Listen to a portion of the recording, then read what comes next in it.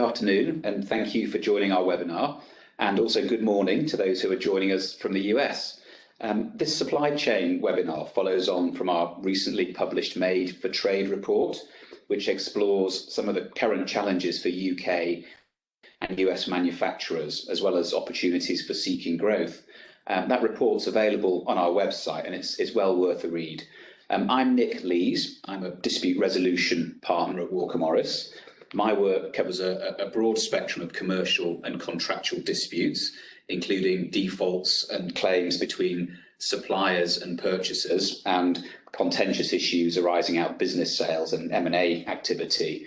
My fellow speakers today are Shabana Munir and Aaron Dixon. Shabana's a director in the employment team and head of our business immigration practice here at Walker Morris. As well as advising on all aspects of UK employment law, she's over 10 years experience of helping clients navigate through complex immigration processes when recruiting from overseas.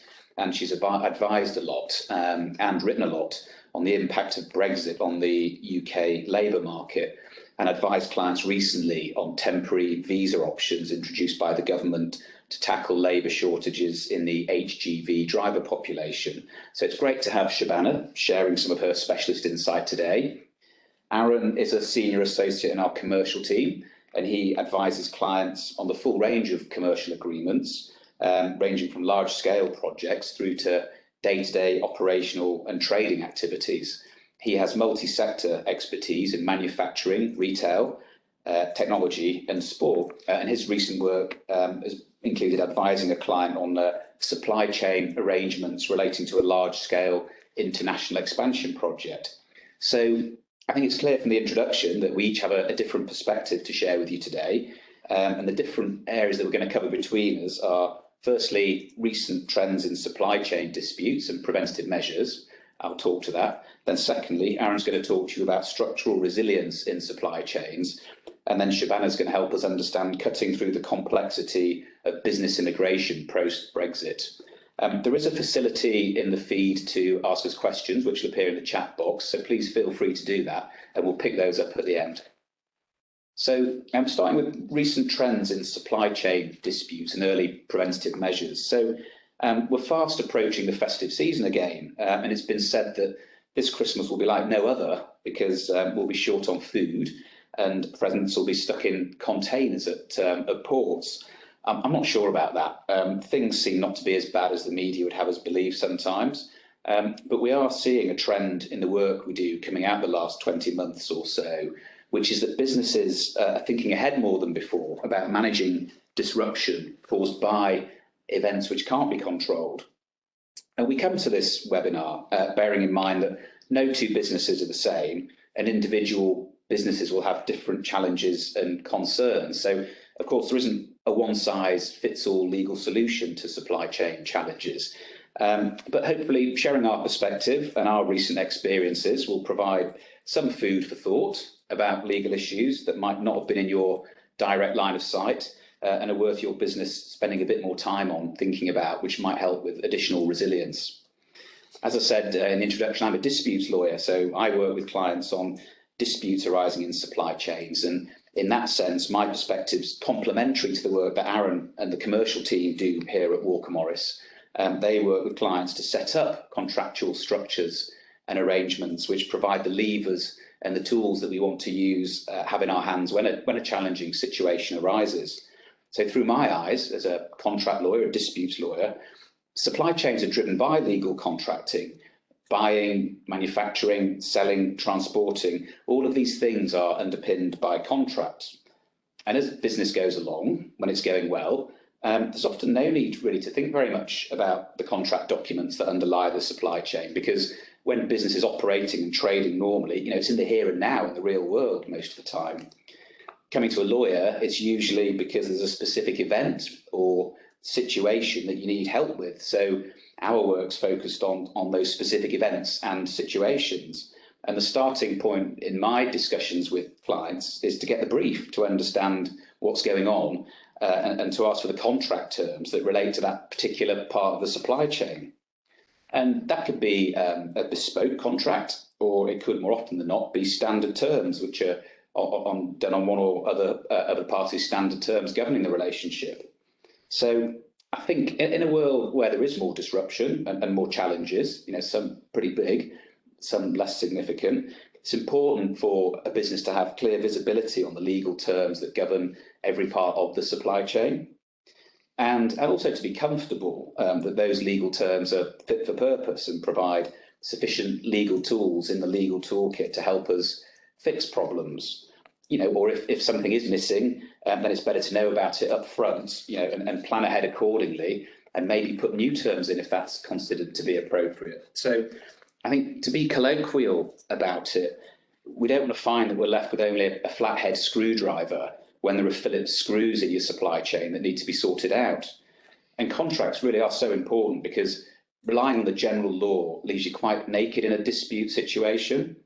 So to the extent that you haven't done so already, it's worthwhile investing some time in mapping out how your supply chain operates legally and doing a health check on the legal terms to be comfortable that you're in good shape for disputes, should they come along.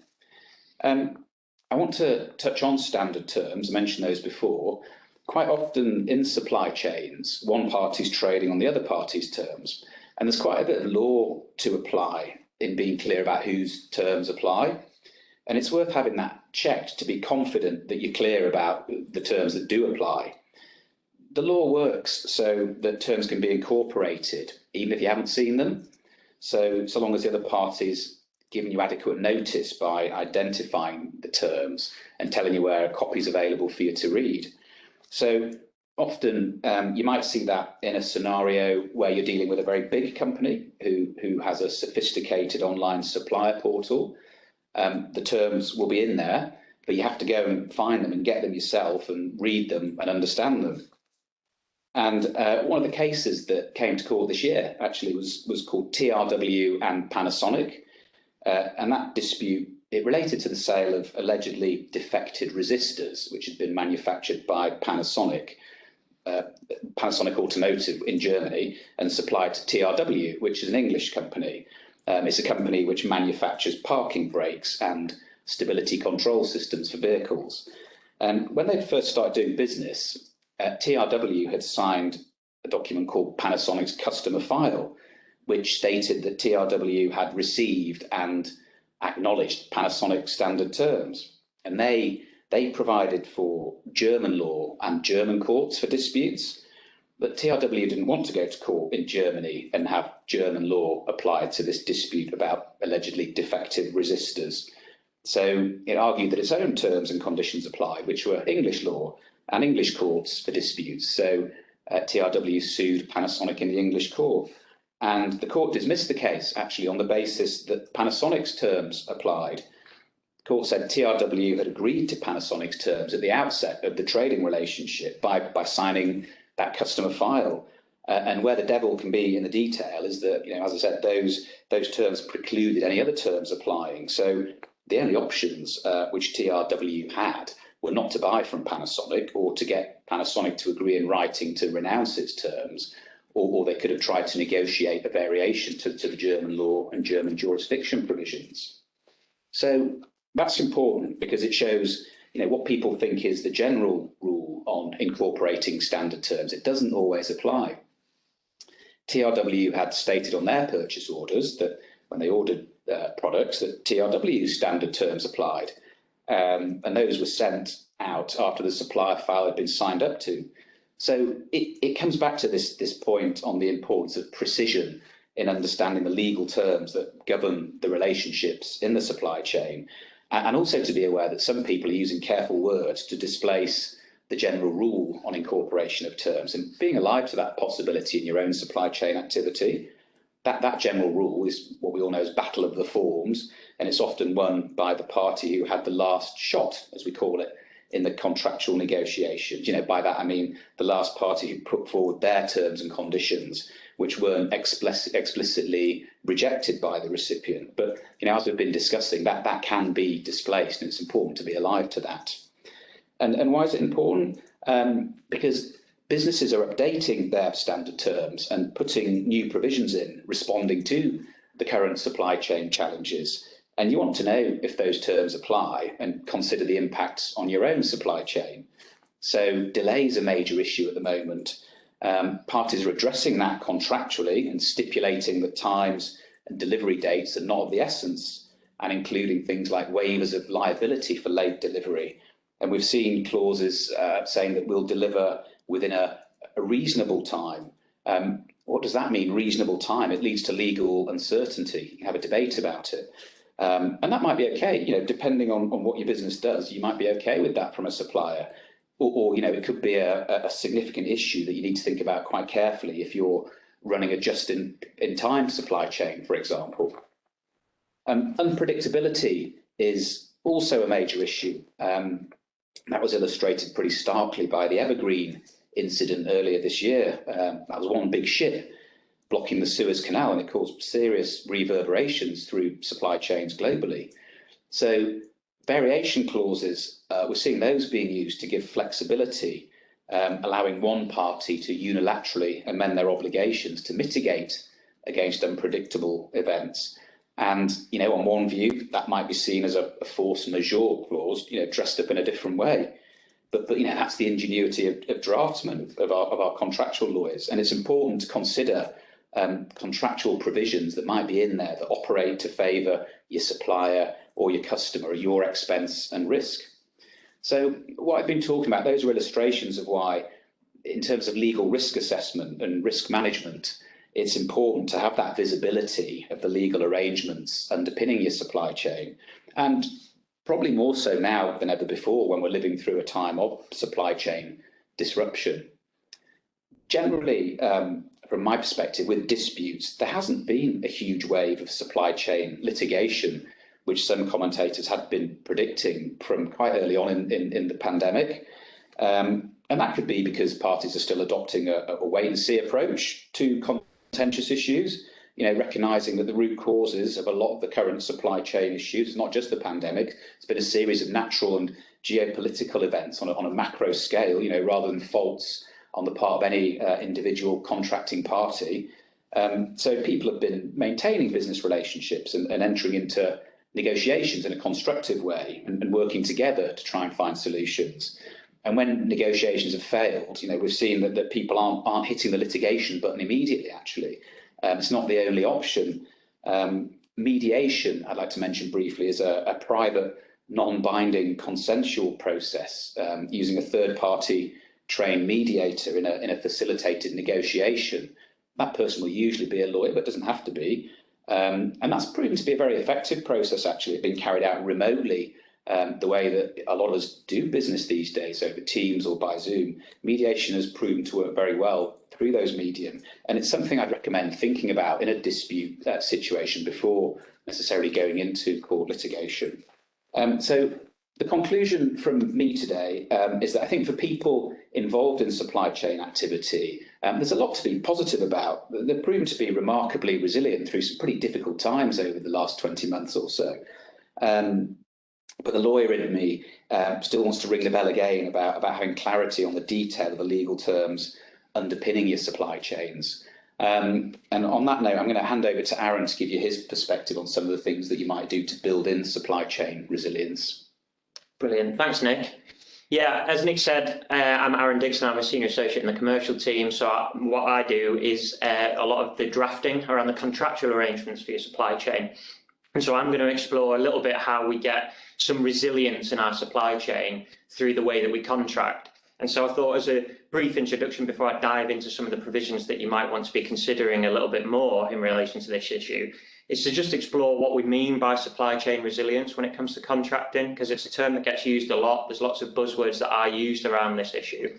But really, at its core, having a resilient supply chain means a supply chain that is able to respond and mitigate against unforeseen risk events. This is really, really important. As Nick's already mentioned, we're living in a time where there are many of these unforeseen events that are occurring, and they are causing some disruption to supply chains across the globe. And so it's really important that we build in as many provisions as we can to get as much robust protection as we can if those situations arise. And we've got a clear process for navigating through that and making sure that our supply chain continues to operate at an optimum level. So I'm going to look at 5 key areas today on how we can improve supply chain resilience and some of the key issues that are affecting supply chain resilience when it comes to contracting. The first of those is due diligence. And I think this is really, really important when it comes to contracting. It's not just about what ultimately ends up getting written on the page as the be all and end all. It's how we get to there and what governs how we put on that page. And a lot of due diligence is often looked at from an internal perspective about we want to know what the supplier is like for our own robust contractual protections, which I absolutely agree with. But it's also important to understand how the supplier operates and where they fit within our supply chain. As Nick's already mentioned, an invaluable exercise actually is mapping out your supply chain, understanding where this new supply relationship is going to fit into your supply chain. What dependencies does it have further on perhaps of the supply chain? Have we considered the contractual terms that apply with that supplier? What are they supplying directly into us, and therefore we have a direct dependency on the goods or services that they're providing, or does it go somewhere else before it gets to us? These are things that we really need to be considering and making sure that we've done thorough due diligence on. As well, I think it's important to understand how that business operates so that we can draft contractual terms that not only protect us robustly, but that are achievable for the supplier, because ultimately we want a contract that, like Nick says, that we don't need to look at very often because the supply chain works effectively. We want to draft terms that ultimately the supplier can perform. If we can avoid it, we don't want to get to a situation where a supplier can't perform an obligation that we've drafted. So it's important to understand how their business operates, what they need from us, as well as what we need from them. I think that's really key to making sure that we do that. As part of due diligence as well, I think it's really important to make sure that we do our thorough research about what alternatives are in the market. It's important to know that we're going with a supplier that's especially good for exactly what we need, but it's also good to know that there are other suppliers out there that can do what we need them to do. And I think that leads me on to the second area that I think is really important when negotiating contracts with the supply chain, which is any kind of exclusivity or minimum purchase commitments that we might be dealing with. And I am by no means saying that they are no-nos. I'm saying that we need to deal with these in the right way. So exclusivity and minimum purchase commitments obviously tie us in and reduce our flexibility to somewhat to be able to source products or services from other suppliers. Exclusivity in particular, to focus on that first, obviously that it can be used to leverage significant commercial benefit. We can get much better pricing perhaps. We can perhaps actually get much better legal terms to hang our hat on if we give the supplier some level of commitment that we are going to exclusively purchase products or services from them.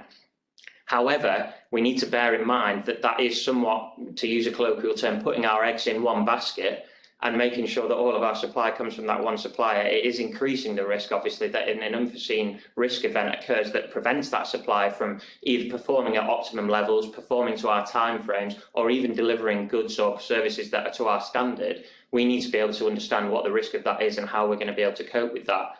So from a contracting perspective, it's really important that when we're drafting exclusivity provisions, we're not only considering what I would describe as the standard routes out of exclusivity for material breach, for certain levels of service level breaches perhaps, or things like that. They're regular things that you do see negotiated. But we also need to consider whether there are certain specific risks which, as Nick's mentioned, will vary from business to business and will vary from sector to sector, but should be considered on a case-by-case basis. Are there specific circumstances in which we think exclusivity would need to be broken with valid reasons, and is that for on a permanent basis or just while that risk event's occurring? All of those things will need to be taken into account when drafting exclusivity, making sure that we're very, very clear about the situations in which exclusivity applies, the products, the territories, all of that kind of thing, to when the exclusivity applies, and equally though when that should not apply and when we could go and source products from elsewhere if some form of risk event occurs.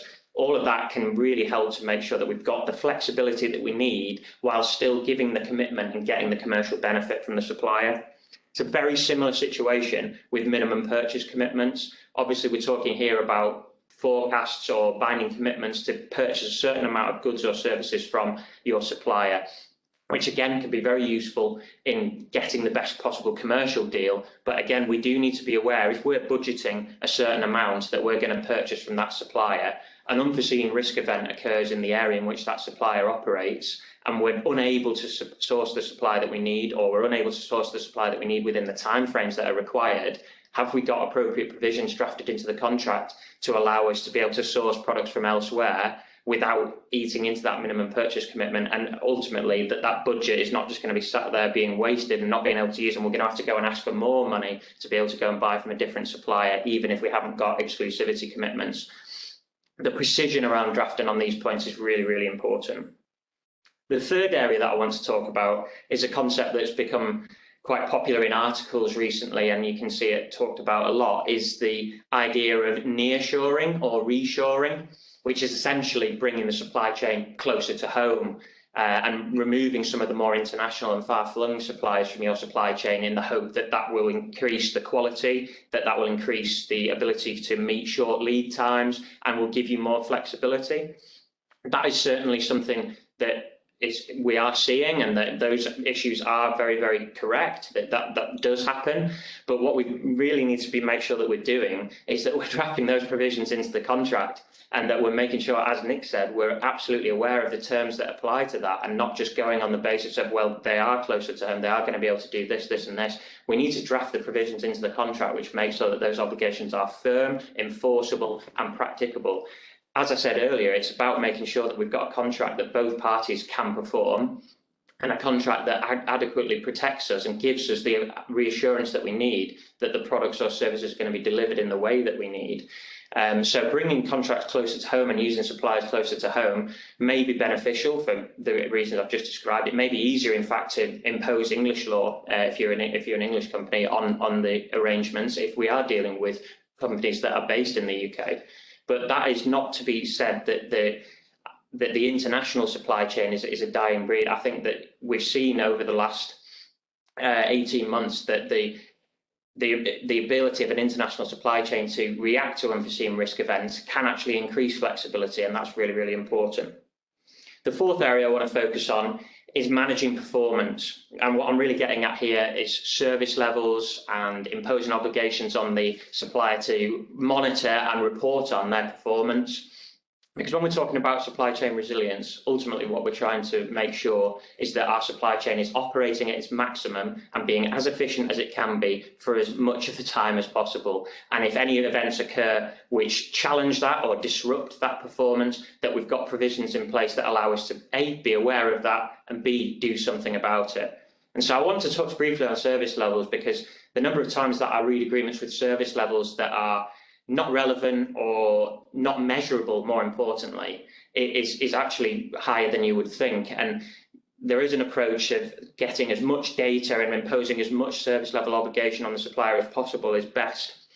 I'm not one that subscribes to that approach. I'm much more about making sure that the service levels are relevant, they are measurable, so they are giving us something that is useful to us, that we can act on and that the supplier can act on. And then also it's about making sure that what are the consequences of breach of those service levels? You know, are we happy with just getting service credits capped at a percentage of the fee? Sometimes yes, but sometimes certainly not, because that's not actually getting us where we need to be, which is restoring that supply chain back to efficiency of performance. It's about making sure that we review the contractual terms, we review the service levels and the consequences to make sure that actually what we've got in there are enforceable but practical remedies as well. Do the remedies that we get for breach of service level mean that we get what we want in the situation, which is restoring the supplier back to optimum performance? Have we got provisions in there that require the supplier to come up with a mitigation and action plan? Have we got provisions in there that set up a process for agreeing a meeting on exactly what the point of failure is and how we deal with that? All of these types of provisions, contract management provisions and the like, are often overlooked as kind of boilerplate, nice to have administrative provisions, not important, not at the centre in front of the negotiation, but actually I find are quite useful in making sure that we've got adequate ways in which we can deal with issues, particularly when you've got a supplier that is perhaps looking to hide away from the issue. They're looking to perhaps not engage with you about the issue and hope that it'll go away and that you will go away. it's useful to have some provisions set out in the contract that say, no, when this event happens, this is how we deal with it. This is the process for agreeing a meeting. This is the process for how we go about discussing it. These are the timeframes in which we're going to do that, because ultimately we're talking as well about maintaining efficiency. We want this process to happen quickly. We want to mitigate the risk event very quickly and get back to optimum performance as quickly as possible. So drafting in those kinds of provisions into service level agreements, into contract management provisions are really, really useful for making sure that we've got a resilient supply chain. Fifthly and finally, I think we're definitely seeing a move in the supply chain relationships that I've been looking at, certainly, towards a more collaborative approach. And I've kind of touched on it already a little bit with the contract management provisions point.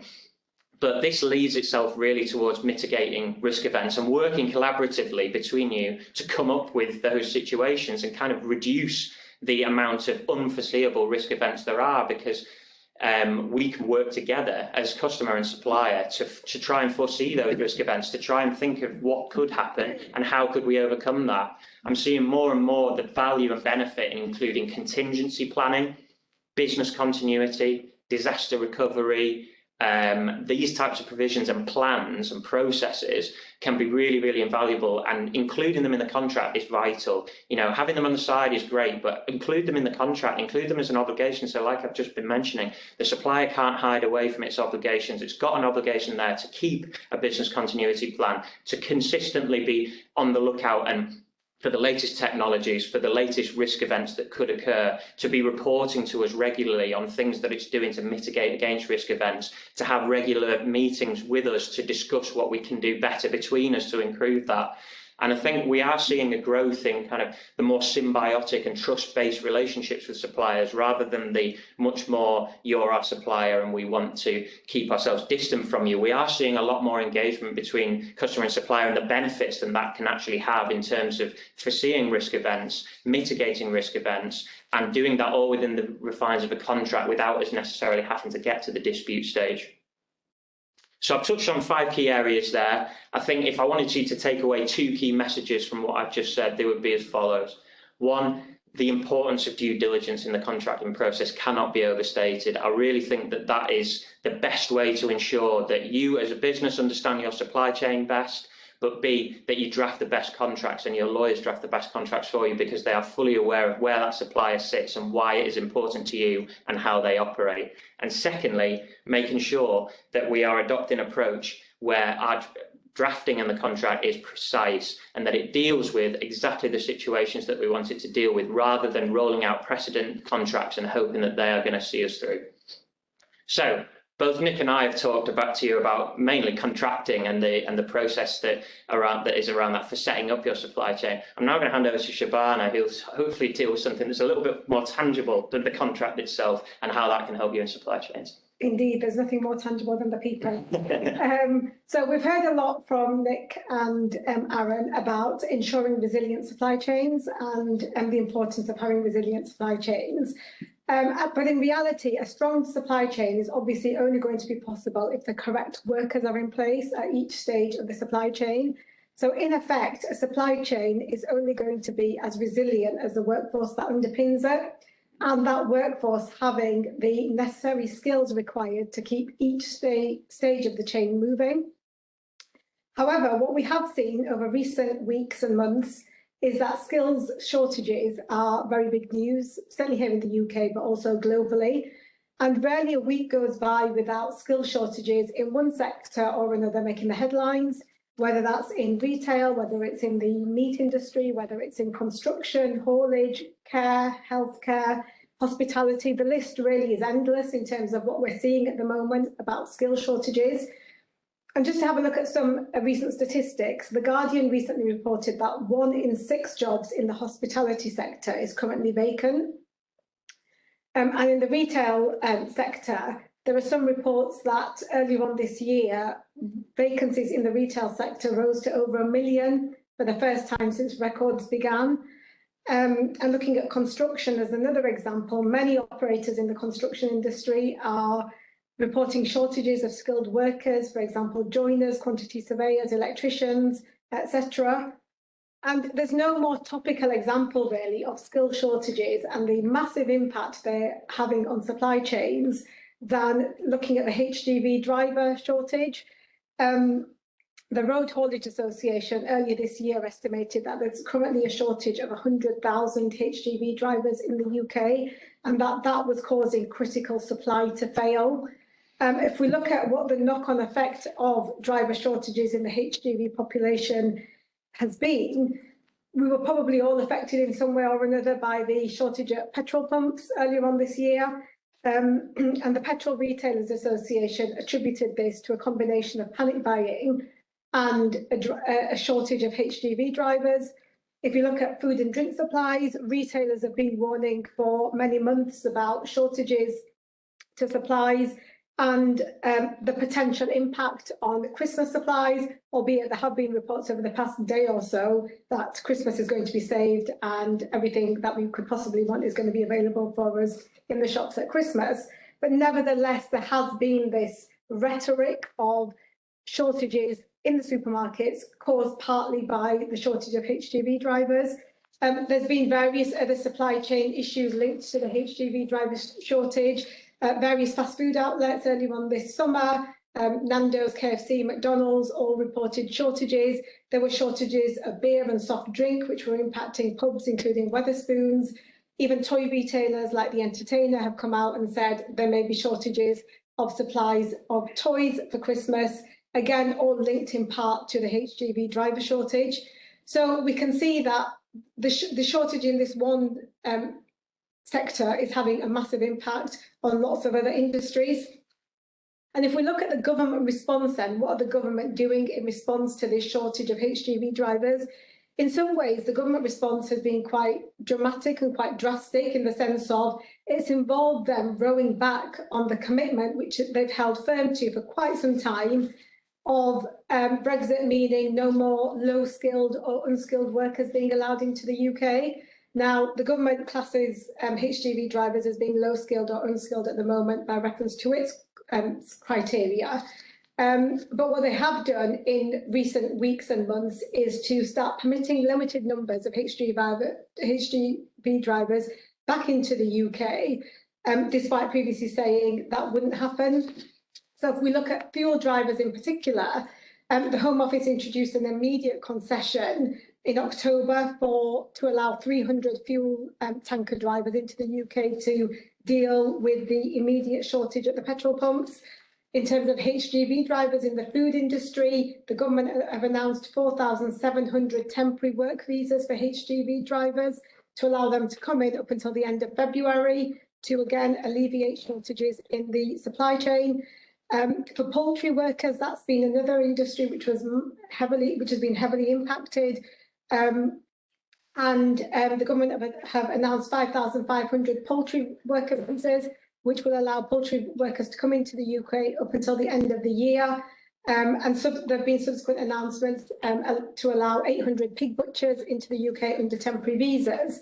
So what we've seen is the government resorting to immigration as a temporary stopgap to plugging shortages in the resident labour market here in the UK. I suppose the next question to think about is, well, why are we seeing these skills shortages? Why is it that at the moment there are shortages in so many different sectors where this, 5 or 10 years ago, we probably weren't dealing with, well, we definitely weren't dealing with shortages at the same level. And I think depending on which sector you're looking at, there are likely to be different contributing factors. And in reality, there's a whole myriad of issues which have come together. But I think certainly for industries that have historically been heavily reliant on lower skilled, lower paid labour from Europe, the two major contributing factors have been a combination of Brexit and the COVID pandemic. And if we take each of these in turn, if we look at the impact Brexit has had, certainly for sectors that previously relied heavily on EU workers, Brexit has had a massive impact because previously EU workers had the right to come and live and work in the UK without needing any kind of additional immigration permission by virtue of the principle of freedom of movement. And freedom of movement meant, whilst the UK was in the EU, freedom of movement meant that EU workers could come to the UK to work without needing immigration permissions. And effectively, it meant that the UK businesses had ready access and unfettered access to the entire European labour market. That changed at the end of the Brexit transition period, where freedom of movement ended, and now European workers who don't already have permission to live and work in the UK, for example, by having status under the EU settlement scheme, are generally going to require sponsorship. And we'll come on to look at sponsorship in a bit more detail.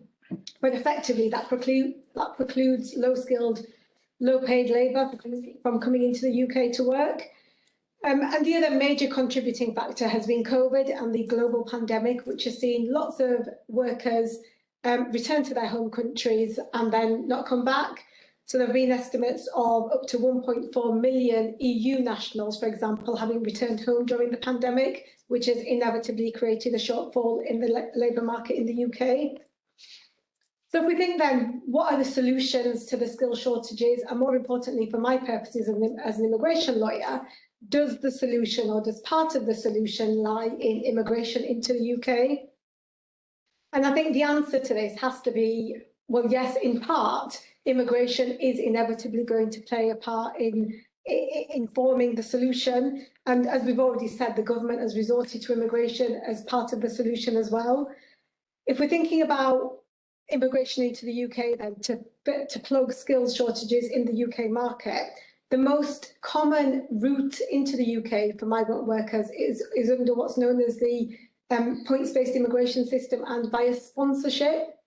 Now, before an organisation in the UK can sponsor a worker to come and work here, they need a sponsor licence, which is effectively a permit issued by the Home Office, which enables them to bring workers in from abroad. We don't have time in the short space of time we have here to go into the details of what the eligibility criteria are for a sponsor licence and what the application process looks like. That would really warrant a session in itself. But suffice it to say, before the Home Office is going to grant any organisation a sponsor licence, it's going to need to be satisfied that the organisation is honest, dependable, genuine and reliable.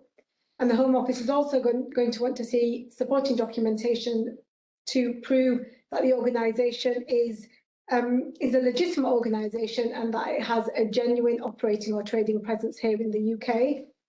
And once that sponsor licence is in hand, there are two main routes under which individuals can be sponsored to come and work in the UK.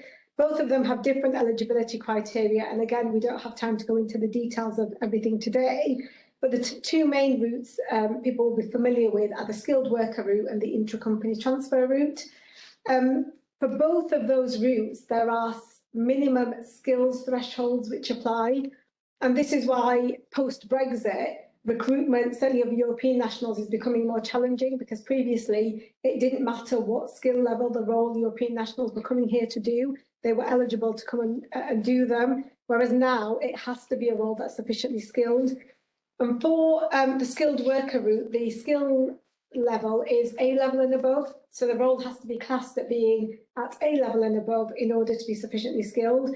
For intra-company transfer, that's degree level or above. And interestingly, earlier this year, the government actually reduced the skill level for skilled worker. It was previously degree level and above for both intra-company transfer and skilled worker.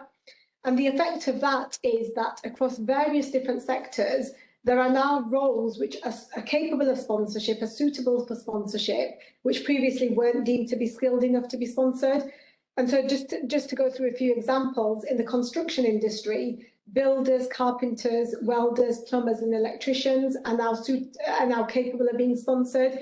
In retail and leisure, sales supervisors, sales administrators, warehouse and logistic managers could all now be sponsored. In the food and drink industry, jobs such as chefs, bakers, butchers, bar and restaurant managers can all now potentially be sponsored, providing that the various other eligibility criteria are met. So I think that's definitely an option for lots of organisations, is to go down the sponsor route. The other point to be aware of with sponsorship is that there are minimum salary thresholds. So again, for skilled worker, there's generally a minimum salary threshold of £25,600. In some circumstances, the threshold can be lower. In some circumstances, it can be higher. But again, what this is doing is precluding those lower paid roles from coming into the UK. Just a couple of other points on sponsorship, which I think are worth mentioning. One is administratively, it's quite a burdensome route to go down, and it's always worth getting advice on the application itself, but also on then sponsoring any individual under the sponsor licence. The other point that has to be made when it comes to sponsorship is it's not a cheap option. So we have visa fees for the individual coming into the UK, which are around £1,200 for a 5-year visa. On top of that, for each year of sponsorship, there's an immigration skills charge, which is £1,000 per year. For each individual coming in, they have to then pay £624 per year of sponsorship towards the NHS. So the fees tot up effectively. It's not a cheap option. In terms of circumstances where sponsorship isn't an option or isn't appropriate, there are various other routes, which is really important, I think, for UK businesses to be aware of. One of those is the business visitor route. So individuals who are coming into the UK to do certain prescribed permitted activities, which are linked to their overseas employment, may be allowed in for up to six months under the business visitor route. And when we're talking about permitted activities, there is a prescribed list of activities that are permitted under this route. So things like attending meetings, undertaking site visits, coming to negotiate or sign contracts are all permitted. Other intracorporate activities are also permitted under this route. So where there are companies in the same corporate group, an overseas company might send an employee to the UK to work on a specific internal short-term project or to share skills and knowledge with employees in the UK. So that's a really important route to be aware of. There's another route which I'm seeing clients are increasingly relying on under the business visitor route, which is an activity which relates to foreign manufacturers or suppliers, where a UK company purchases or leases equipment or computer software or computer hardware under a contract from a foreign supplier or a foreign manufacturer. That foreign supplier or manufacturer can send its employees to the UK to install or repair or dismantle or service that equipment. And that's really helpful in circumstances where UK businesses are bringing equipment in from overseas. And due to a relaxation of the rules around that particular exemption from the 6th of October of this year, that now also extends to third parties who are part of the contractual arrangement to provide after-sale services. So if a third party is going to be providing services under a warranty, for example, that third party may also now be able to rely on this route to send employees to the UK. So I think all of those routes are really important. There are various other routes into the UK in terms of immigration options. I don't have time to go through them all now, but one thing which is worth mentioning, I think, is a frontier worker permit route. So this applies to individuals who are primarily resident outside the UK in the EU, but who come to the UK on an occasional basis to do work here. And provided that they had been coming to the UK to do occasional work before the end of the Brexit transition period at the end of last year, they might be able to continue doing so, provided they make an application for a frontier worker permit. And the key thing there is that's a much easier route to go down and much less expensive and administratively less burdensome route to go down than sponsorship if the circumstances are appropriate and permit it. So I think just to conclude then on the issue of is immigration really going to form the solution to skill shortages, I think if you listen to what the government says, they have been very they've been very hot since Brexit on the idea that low-skilled labour isn't going to be allowed into the UK anymore. And what the government are saying is that businesses should be focusing on investment in technology and automation instead of relying on cheap labour from Europe. That's the way they term it. I think in terms of relying on technology and automation, lots of industries are already doing that, but I think lots of industries are coming up with challenges. One of those challenges is that's not a quick fix solution, and new technologies and automation aren't going to be developed overnight. That's a process that can take months, if not years, to come into effect, and therefore there is still an immediate need for labour in some sectors. And I think the other issue is, in order to invest in this new technology and automation, a certain skill set is going to be required, and that skill set might not be found in the resident labour market in the UK, and therefore businesses are still going to have needs to go overseas to bring that skill set into the UK. So I think sponsorship is certainly going to continue to play a big role for lots of organisations. The Home Office is certainly anticipating this. They've recently published a roadmap on sponsorship in order to make the process more streamlined and easily accessible. We've seen the number of organisations holding sponsor licences steadily increasing. So I think the figure stood at around 34,000 organisations holding sponsor licences as at March this year, which was a 9% increase in the previous year. And I think we're just expecting those numbers to increase as more and more organisations are having to reach for sponsor licences to bring migrant workers into the UK. So I think in terms of a take-home message, for organisations that don't already have a sponsor licence, I think it's really important to start applying your minds to making an application for one to ensure that the licence is in hand and ready to be, and sponsorship is an option when there is a need to bring workers in from abroad. And for organisations that already have a sponsor licence, I think it may well be that you've not had to particularly engage with that licence in the past, because you've only really needed to engage with it for non-European workers. You may find you're reaching for it much more often now, and therefore it's worth just dusting it off, ensuring key personnel are aware of what the requirements under the sponsor licence are, and ensuring that the licence is fit for purpose and reflects the business's current and future needs. And on that note, I'll hand back to Nick, who I think is going to take some questions before we wrap up the session. Yeah, great. Thank you. Thanks very much, Shabana. That was insight, really helpful, actually. And thank you as well, Aaron. I should say that we will send a follow-up email to everybody attending today with our contact details. And please do feel free to pick up with any one of us if there's anything you'd like to talk about further. And we'll have a quick look at the question feed, see if there's some stuff in there. I'll take two of those questions. So that's one for you, I think, Shabana, which is the question we're being asked is, how long is it taking to receive a decision in sponsor licence applications at the moment? Should we wait until we need to sponsor someone to apply for a licence, or should we make an advance application just in case? So you could pick that one up, that'd be great. Thank you. Yeah, so the Home Office standard processing times for sponsor licence applications are 8 to 10 weeks. So that's 8 to 10 weeks from the date the application is submitted and the supporting documents are submitted.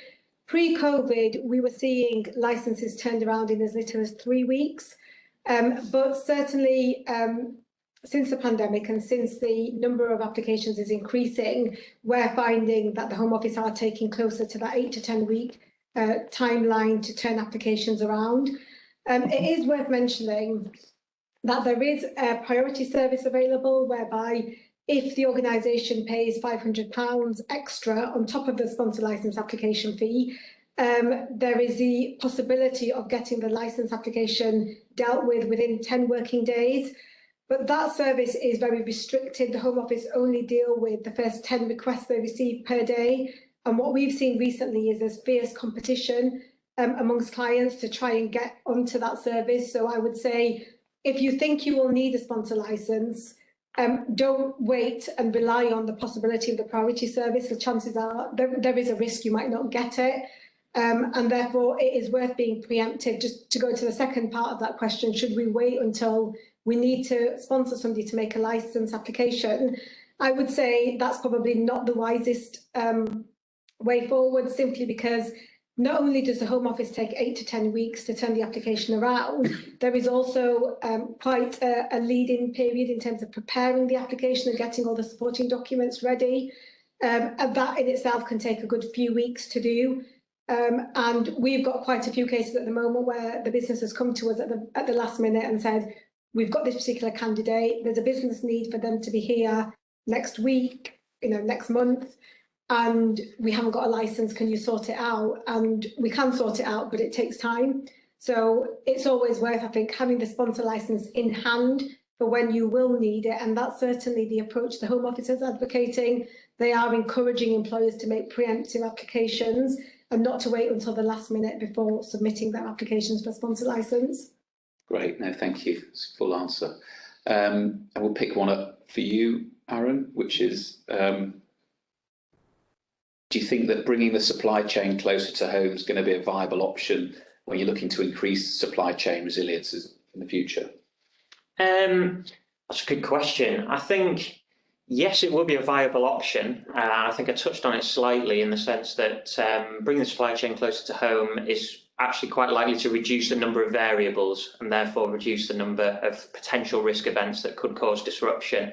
To use the example that Nick gave, if the supply chain is a lot closer to home, you might not be as impacted by a ship blocking the Suez Canal, for example, if your supply is coming from somewhere where it doesn't need to rely on that. However, I don't think that it's by any means the only option, and I don't think that it's going to be that we all need to bring our supply chains closer to home in order to be more resilient. Actually, I think if there's one thing that the COVID-19 pandemic's taught us is that risk events can occur anywhere and everywhere, and actually a resilient supply chain is as much about being flexible as it is being close to home, and actually the flexibility of having perhaps more options in different parts of the world and more options for international trade as well as local trade might actually be a way of maintaining flexibility and resilience and the ability to respond to a situation. Because if we bring everything close to home and we have a risk event here, that like Shabana's just been talking about with the HGV drivers, for example, you know, have we got other options to get that supply of products or services from